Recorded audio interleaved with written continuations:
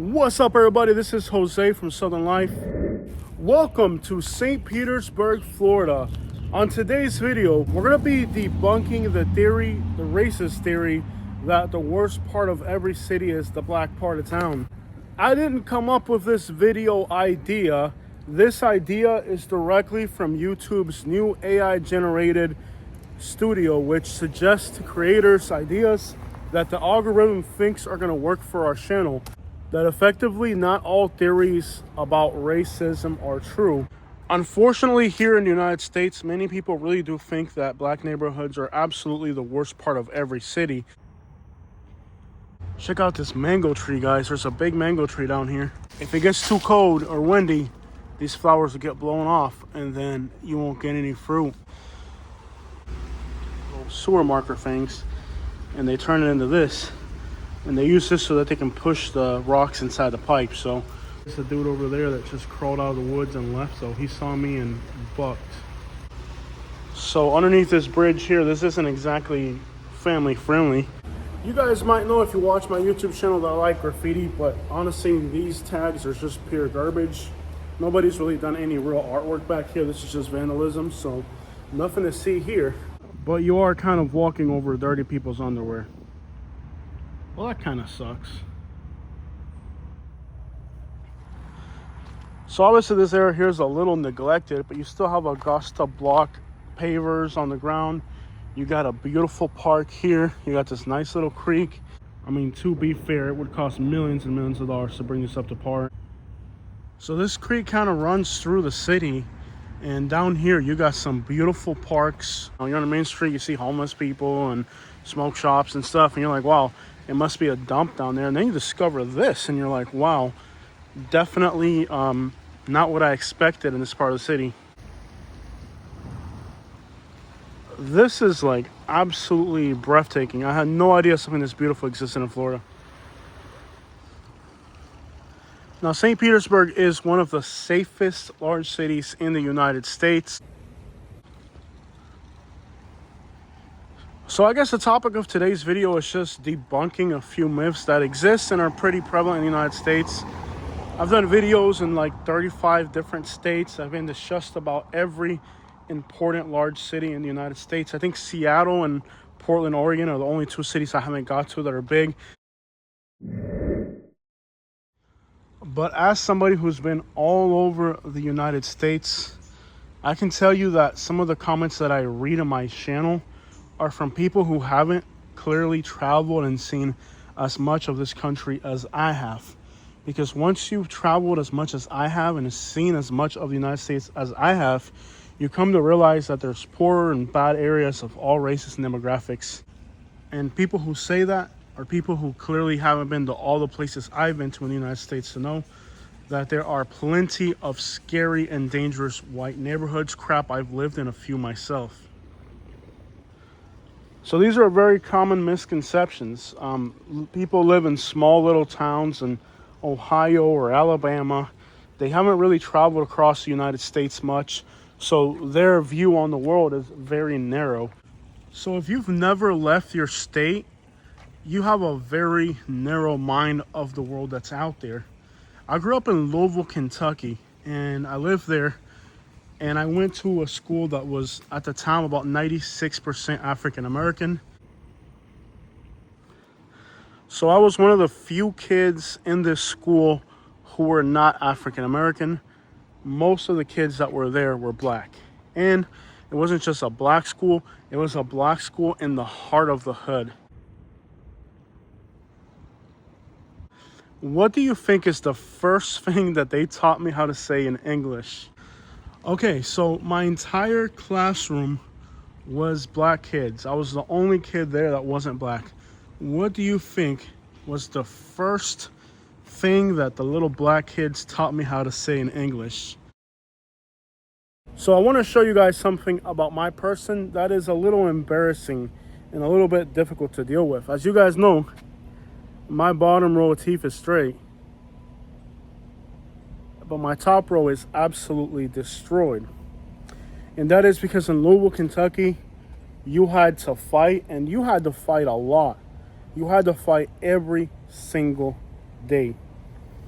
My childhood in Louisville, Kentucky was marked by gangs, gang neighborhoods, gang boundaries, and every single day you had to fight.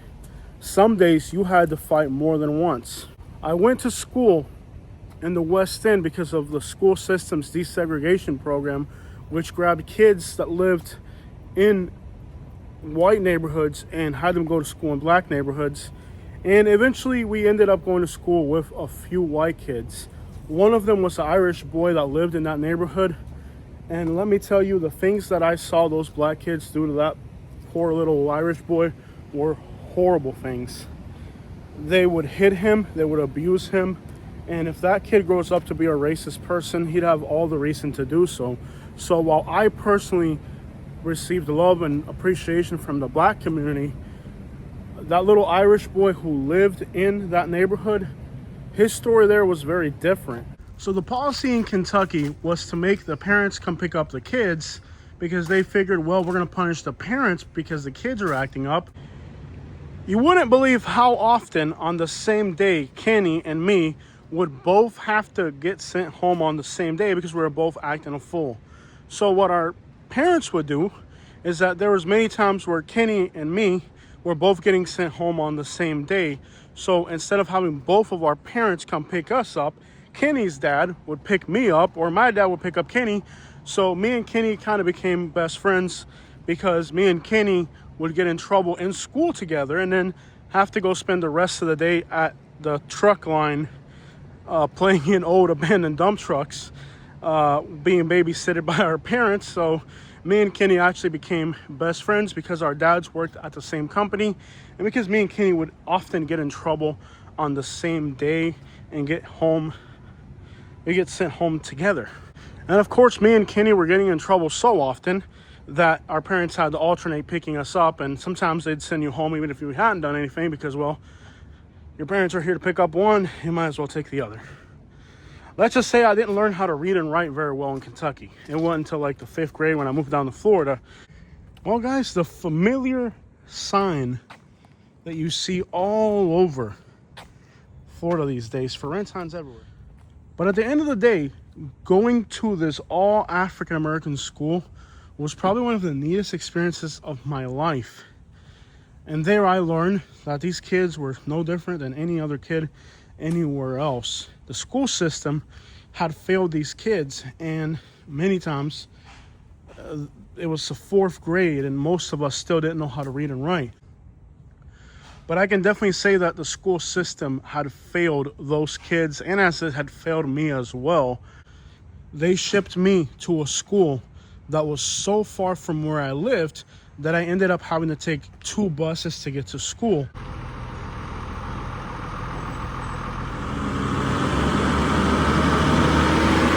What's up, people? Yeah, what's happening?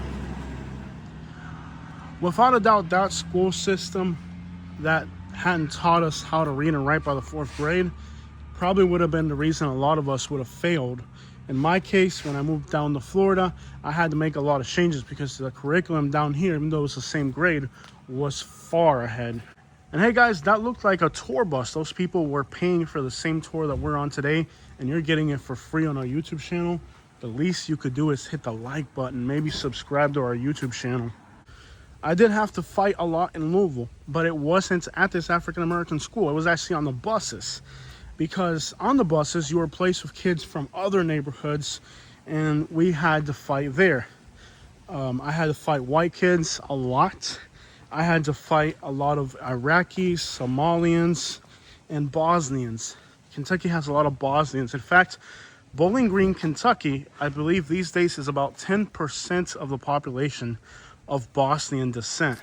Now, I think today Bosnians and Cubans are pretty cool on a street level, but back then we weren't, and we had to fight the Bosnians. And on top of that, we were completely outnumbered because my parents didn't live in a Cuban neighborhood. There was a Cuban neighborhood, but we didn't live in it. I lived in a Vietnamese neighborhood, and my bus route was mostly with Bosnians. Now, I spoke Spanish and they spoke whatever Russian language Bosnians speak, so we weren't even on the same language. They were just completely different kids, and all they knew how to do was fight. Their parents had come from a war-torn country, and I think they were like a minority that got abused by the majority. So the only thing they knew how to do was fight. So my childhood in Kentucky was rough. Came to Florida and it became a lot better, especially on the education side. And not that Florida has a lot going for it in education, but I was now in a school district of a bunch of rich white kids, which had a lot of perks, but it also had some serious disadvantages. I grew up and became like my African-American friends in school, so it was difficult for me to acclimate to being around rich white kids in Florida, especially to catch up with the education that they had been having for so many years that was so far superior to what I was getting in the state of Kentucky. So having the experience of growing up around African Americans, living in gang-infected neighborhoods, I also had the life experience of living in rural Alabama, poor white people. And let me tell you that out of all the experiences that I have had in life around people of different backgrounds, I was born in Cuba, a communist country where we had to deal with very strong discrimination. My dad went to prison in Cuba because he was anti-revolutionary. He didn't agree with the theme of communism, and they punished our family for that. But my childhood in Cuba wasn't pretty at all. And some of the things that happened to me when I was just a little kid, I came to the United States at the age of 6, are so graphic that I couldn't even tell you. It wouldn't even be allowed on YouTube. At the end of the day, my dad wasn't a refugee. When I came to the United States with my dad as a minor, my dad was a exile, a political prisoner. Exile is a whole different category of immigrant. We didn't come to the United States. International governments brought us to the United States to get us out of our home country, Cuba. Noisy neighborhood, man. So there's a cemetery here that dates back to 1892. There are 2 cannons. One represents the Confederacy and the other represents the Union. But we are kind of off of MLK in St. Petersburg. You can tell by the size of some of these tombstones that these were really prominent people.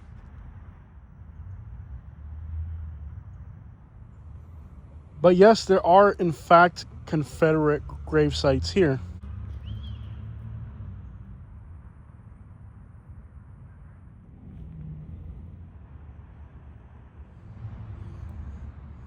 Now this is not our typical yeah buddy, but I do have to admit, yeah buddy. How do you lose a pair of pants like that?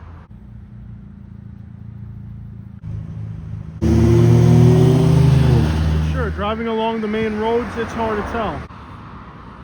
Then what meets the eye? You might drive down MLK and you might just see the usual things you see along the street. But little did you know how much importance historically these neighborhoods have, and also how many beautiful little corners exist in these neighborhoods.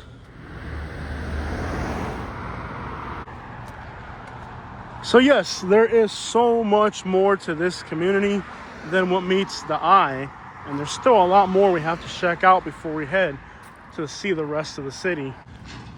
If you live here in St. Petersburg, you've probably found yourself on this street more than once and probably didn't know all this existed back in there. This city really is beautiful, and a lot of the best architecture in this city is in the heart of the African American communities.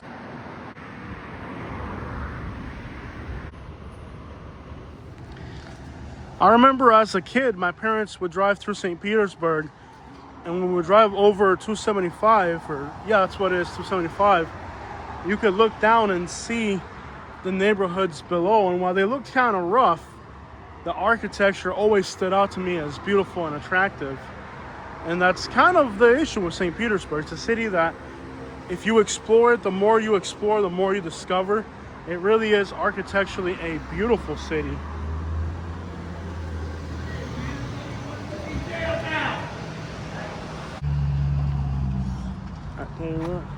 What's up, player? ¿Qué vuelta a hacer? ¿Todo bien? ¿Trabajando, amigo? Eso. My bad, brother. I didn't see you, man. You good? I'm Jose, bro. I'm a YouTuber. Oh. Good, man. Hey, sorry about that. I did not see you, bro. You're good, man. I was just screaming at him. I was so busy screaming at him, I didn't see you, bro. All right, bro. I see you, bro. But anyways, check it out, y'all.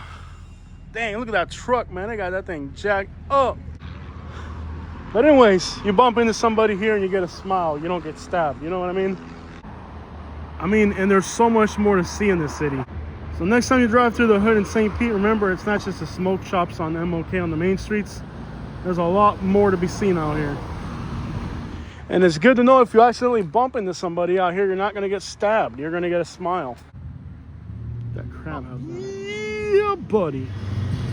I don't want to wait for my life to be over. And we snitch out here in Florida. We ain't scared of snitching, man. And then as we cross the bridge, you get this incredible view of downtown St. Petersburg. Yeah, buddy! Get out of my way!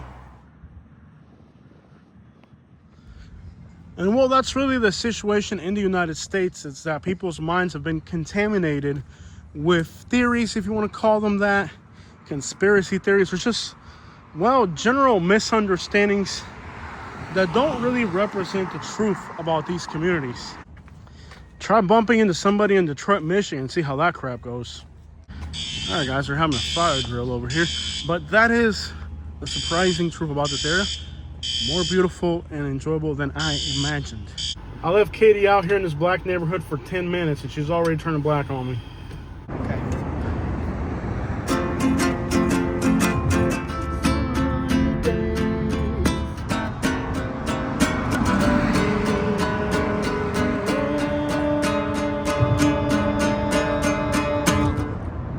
Yeah, buddy. Appreciate you, man. Appreciate you, man. I'd clap, but I'm holding the camera. Okay. Appreciate you, man. Have a good day, brother. All right, everybody. Katie's getting in touch with her black self. Your blackness is coming out today with this playlist. All right, guys. We are now officially in the heart of the African-American community. This is the famous Manhattan Casino. The first song that Ray Charles ever wrote was called St. Pete. That's right, named for this city. Before Ray Charles was Ray Charles, he wrote a song called St. Petersburg. And well, this is where all the magic happened. That's right, guys, the power of music. There's a little information board here, but today the Manhattan Casino is a construction site, and this whole neighborhood here is a construction site as well. And the interstate splits right through here. So it's actually a pretty noisy area to record in. You can see they're building new apartments over there. But that's the thing, guys. See, Southern racism and Southern segregationism has tried to destroy the fabric of people. But when it comes to music, culture, food, the beauty of people really shines through. And despite the efforts of racists and segregationists, places like this existed that attracted white people to black venues to enjoy the gifts of talented African Americans of the day. So there's a few other things I want to show you guys here in the heart of the African American communities of St. Petersburg. For one, the smell of the soul food out here, the barbecue and the Caribbean food is just overwhelming. Like, it's only like 3 o'clock, so we're not quite ready for breakfast, lunch, or anything really. We've already eaten. So we've already eaten today. Had breakfast not that long ago. It's too early to have dinner, but the smell of the soul food here is intoxicating. Look at how much garbage people throw off the exit here. That's pretty sad. So when I lived in Alabama, I learned something really nasty about the Deep South. So people will actually litter and dump garbage in African American neighborhoods to make them look trashier than what they are. So you see that pile of trash by the interstate? That's actually people who purposely throw garbage off the exit here because this is an African American community. So as you're going through here, people literally throw garbage off the overpass. All right, guys, and here's where things get a little bit more disgraceful, because you do have here a monument, but it looks like it's been defamed by the locals. So there's a monument here for a man who was born as a slave, and eventually donated this land for the African American community. But you can see that this has been defamed. The businessman who was born as a slave donated the land which Jordan Housing Development sits. He built the hall, which is now the Manhattan Casino behind us. You can see that they put what looks like a condom on a bottle, and they put glasses on him, and then it looks like some homeless person left garbage and other garbage and stuff here. So clearly somebody is literally defaming this monument.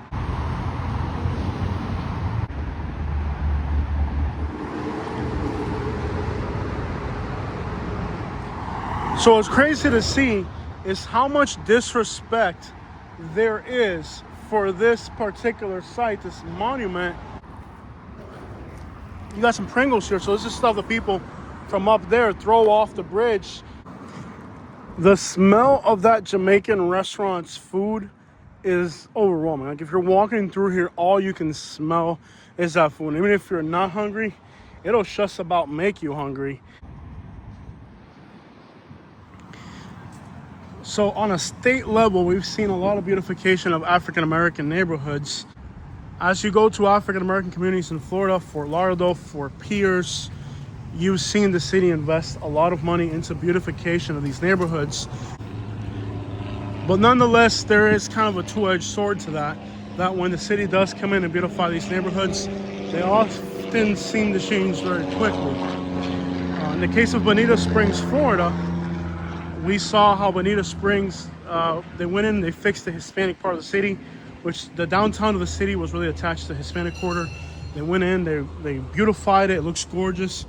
But 5 years down the line, it became like a hipster district, and it kind of rubbed away the essence of the neighborhood. So I don't know if that's happening here in St. Petersburg, but it happened in Fort Lauderdale. It happened to the Hispanic community in Bonita Springs, and it's happening in a lot of places, which is the bizarre thing, that once the cities do invest money and do clean up and help, and all it takes for beautification is paved roads, sidewalks, palm trees, whatever it may be. It's just making the districts look a little bit nicer, but then that quickly gets followed by gentrification, which then in turn changes the community completely. They got turkey wings and they got chitlins. I'm not big on chitlins. I lived in the deep south and I can't do it. This Jamaican restaurant, I've had it mentioned by a lot of people. It's supposed to be like a really popular spot.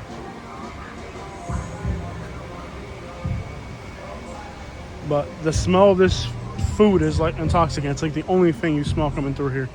To the point where, like, I'm trying to convince Kate, let's get some Jamaican food. But she's like, what are you crazy? It's too early. I'm like, I need it in my life. I like the song, I need it in my life. I need this Jamaican food in my life. You look down this neighborhood here, and this is also, you can just touch this by the architecture, the type of neighborhood it is. It's definitely like a historic African American neighborhood. Just from the architecture you can tell. So soak in the sights here, guys. And then of course, one more music related mural. All right, guys, we are now on 9th Avenue South. This street is nothing but churches in all directions. So you can see there's a church here, there's a church there, there's a church there. There are probably at least 10 churches just within a half a mile stretch here. Church here, church there. This street is just all of the churches here in South St. Pete. Now, anywhere in the United States that you have a small African American community, you're gonna have a few churches. There is a rule, it's called the 1,000-foot rule. If you are caught with illegal substances within 1,000 feet,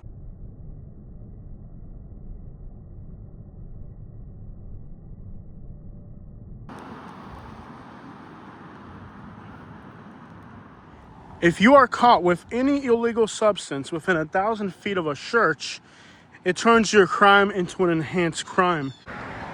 Many times these enhancements grab people that would have gone to the county jail and sends them straight to the state prison system, because in the state of Florida, it is a criminal enhancement to have possession of a substance within 1,000 feet of a church. One side of the story is that the people here are happy that this law exists because it takes people off the streets and eliminates people who are engaging in illegal activities, which basically means if you get caught with the work near one of these churches, you're going to go away for a long time. However, many people feel that this law is used for nothing more than to send black people on a much longer trip than whites. Now, this is a state of Florida law. The implication of this law is more pronounced in places like small towns. For example, rural communities like LaBelle and Arcadia, where the African American community will have a church right in the heart of the community, and then the adjacent neighborhood becomes a place that's constantly under police pressure, and it sends a lot of people away for a very long time. So the purpose of this law is to make sure that places like churches and schools and other places of that sort that are used by the community are free from illegal activity. Noble concept, not going to disagree with that. The problem is now that law enforcement agencies will put that enhancement when they catch black people, and most of the time black people are in their communities, and when they're in their communities, you have a church there.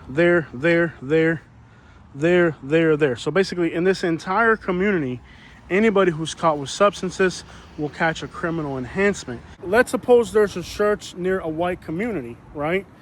When law enforcement arrests a white person within 1,000 feet of a church in a white community, they don't include the enhancement. They only include the enhancement when they catch black people in black communities. In other words, this was a law that was created in theory to help keep these types of communities clean, but it's really turned into a way to send black people away for a long time. And then in many of these communities like Arcadia, LaBelle, these small rural communities, these churches, you know, the law says the structure, within 1,000 feet of the structure, but many times these churches are not being used at all. So a lot of these small towns, they'll have 5 or 6 churches in a black community, but those churches are all closed. I don't know what's going on. Are they laundering money? I'm not sure. What are those churches doing? Because they're not open. They're never open, but they are ensuring that if any black person gets caught in that community, they get sent on a very long trip. And what's crazy is that as I've done my research, I've discovered that many times, and this is in-depth research, in places like Bradenton, Arcadia, LaBelle, is that when white people are arrested within 1,000 feet of a church or a school, they don't get the criminal enhancement, but if they're black, they almost always get it. All right, guys, welcome to the white side of St. Petersburg. All right, guys, so now we are on 38th, and this is the predominantly white side of St. Pete. And I kid you not, it almost feels more dangerous than where we were earlier. All right, guys, so I want to remind you guys that the purpose of today's video is not to defame white or black people or anybody. It is just to show you guys that racial stereotypes are fake. They're not real. The purpose of today's video is to debunk racist stereotypes. So what we're doing here today is not now creating a racist white stereotype that white people are bad. Just like we wouldn't do it for African Americans, we wouldn't do it for white people. But to prove that racial stereotypes are not correct, we have to show you that there are some pretty scary white neighborhoods in the St. Petersburg area. And that is why we are now in the Leoman part of the city. And I'm gonna be honest with you, my street smarts tell me that there's more danger here in this predominantly white area for me to record than in the predominantly black areas. So it's just like we walked around the African American neighborhoods that were rough, we're gonna walk around these white areas that are really rough to see, you know, and show you guys that these racist narratives do not always line up with reality. Check out the freaking 500 on AMGs, bro. That thing is... All right, guys, so we're on 38th, and we're gonna explore this area here. Amigo, quítate en medio. As you guys know, I live near St. Petersburg, so I Uber drive in this city occasionally, and I can tell you that there are some sketchy parts of this city that are definitely not just the black areas. And really, we're not even in the really bad areas yet. Right here, we're kind of in the intermediate. Pinellas County has one of the highest overdose death rates in the state of Florida. Here in this part of Pinellas County, the overdose death rate is more than 2 times higher than the state average. And Florida kind of falls along the middle line, so this is what you consider a high consumption area. And unfortunately, many times that just goes hand in hand with homelessness as well.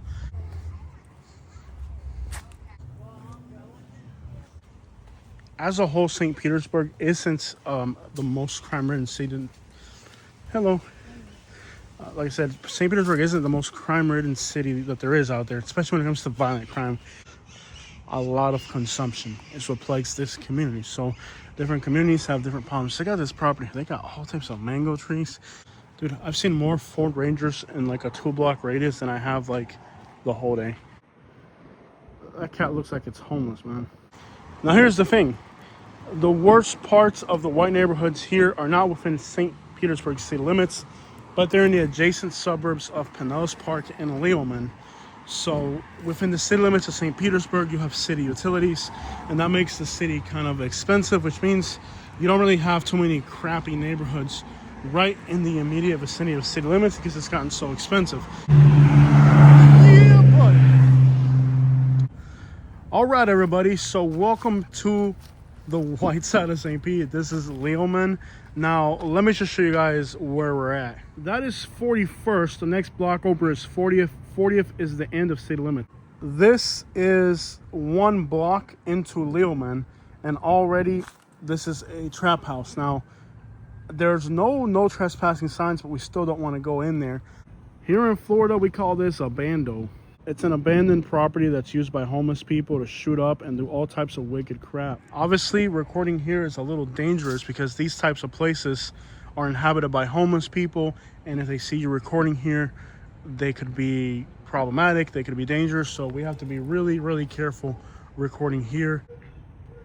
The shoes at the entrance are a warning to anybody that somebody lives here. So if you guys have been watching my YouTube videos, in street terminology, a pair of shoes in front of something means no trespassing. It means somebody's living here. So those shoes are a warning to anybody.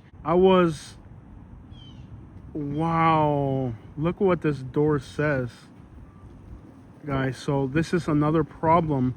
If you've been watching my YouTube series on homelessness in Florida, you'll know that this is one of the things that homeless people complain the most about in these neighborhoods. So we're not going to get too elaborate into that, but you can read the message on this door. These are the types of things that happen in these abandoned houses. All over the inside of this house, it's been graffitied out with messages, but we can tell from the outside that this is an absolute house of horrors here. So in the walls inside are messages that kind of depict the horrors that have been taking place in this house. If you don't believe the message on that door, you should know that this area has one of the highest concentrations of registered anywhere in the United States. You have African American communities, you have white communities, you have rich communities, and poor communities.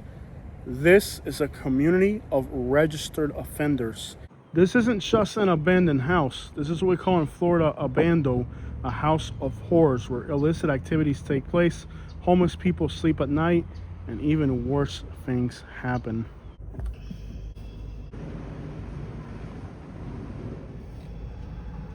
So when I Uber drive in these areas, it's a little intimidating. So here in Pinellas County, you have something known as pervert parks. These are mobile home parks where almost all of the residents are registered. Now, while recording in this area, I have to be very careful. I absolutely hate Uber driving in this area because the women are so afraid.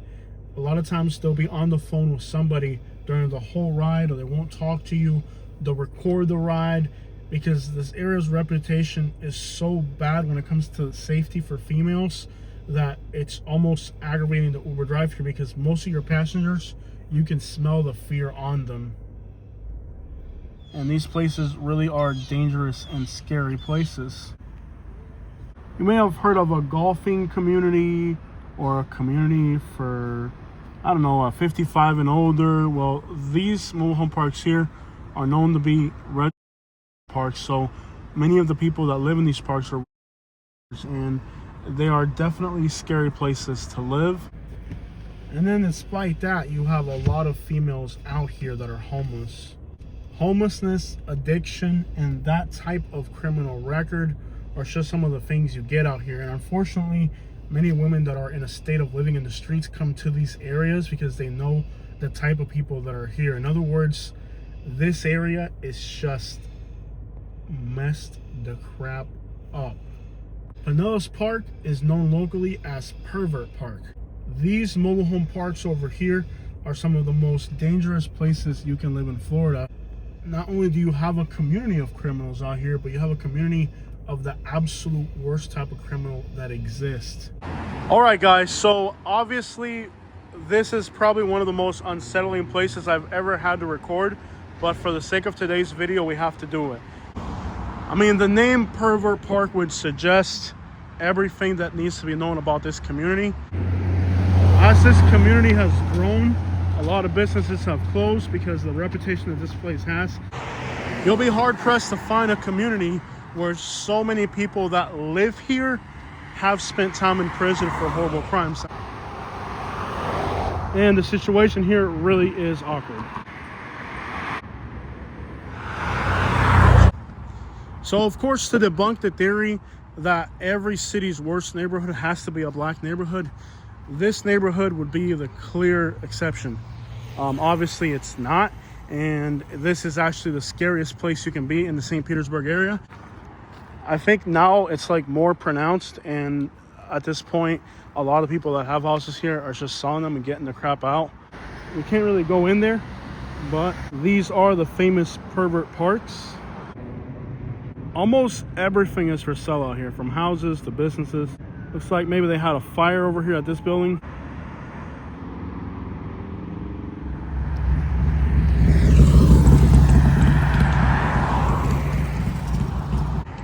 So a lot of people that live out here don't have driver's licenses. They got DUIs, they got criminal records.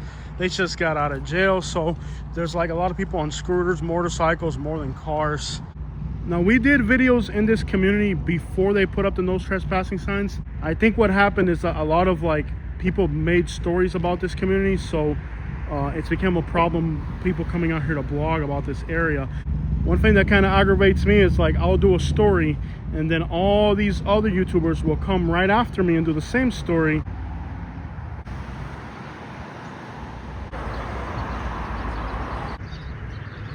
And lots of homelessness, lots of shady activities. Like this whole area just sucks. And there's not much out here. I think there's a gas station and then a Waffle House on the other side. So it's one of those areas that, like, you know, you got the interstate on the other side. So with the interstate over there, it kind of like, it's like a wall for this neighborhood, really. And then obviously with the reputation of this area having so many law enforcement's always doing all types of stings out here to catch people, you know. So that's the other thing, is that there's like also like a lot of like undercover police officers here, understandably.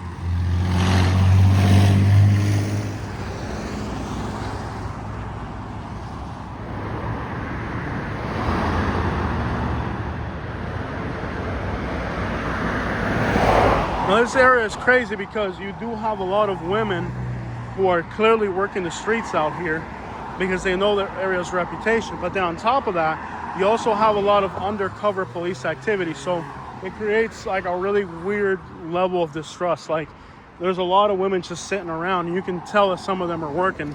But then you also know that this area has that problem. So a lot of them are undercovers, or they're, either way, it's weird, and it's just a weird scenario either way. You know, in Bradenton, Florida, where we live, we have some neighborhoods that are very similar to this in a way.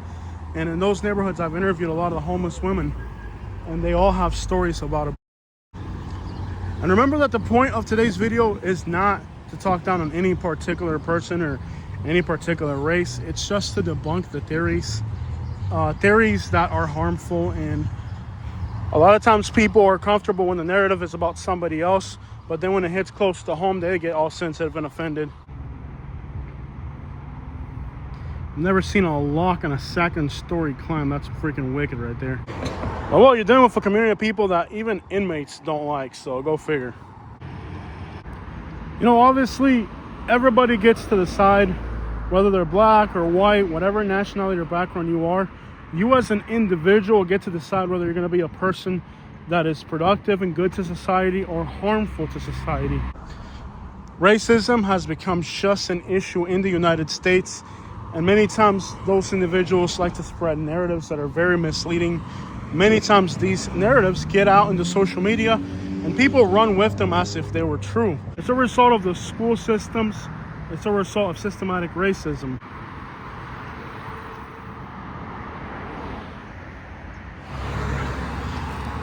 You know, in my time here in Florida and in other states that I've lived, like Kentucky and Alabama, I've learned a lot from living in all these places.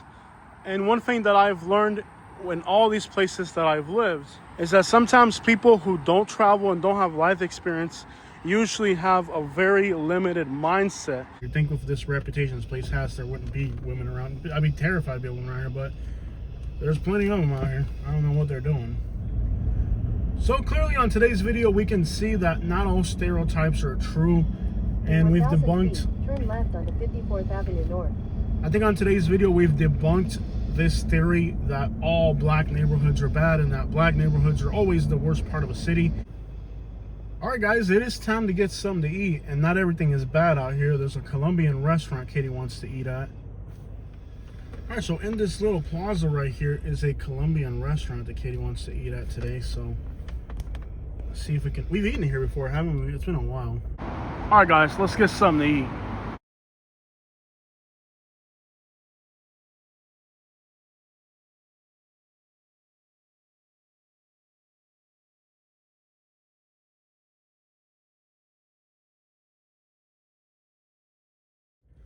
All right, guys, we're now on the border of Pinellas Park and Leoman. This is a really crappy area over here. This area is real heavy for homelessness and crime at night.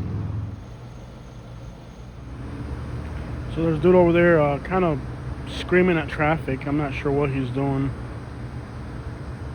This guy's over there pretty much screaming at traffic. Not sure what he's doing. This area through here is very high for homelessness, vagrancy, and very high crime rate area. He's over there all fented out. Look at that. It's all bent over, fented out. Definitely under the effects of substances.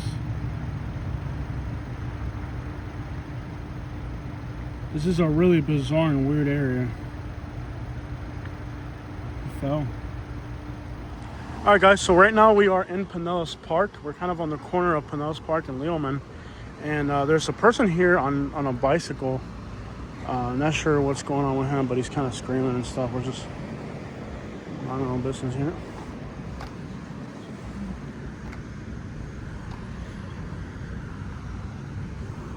So right now we're still in Leoman, but we're right on the edge between Leoman and Pinellas Park, and kind of sketchy at night. So yeah, this area of Leoman and Pinellas Park is mostly white, and at night this area is terrifying.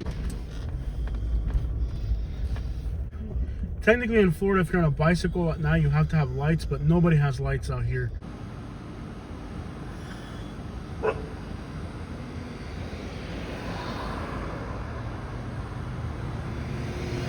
whole dang pit bull at that gas station right there.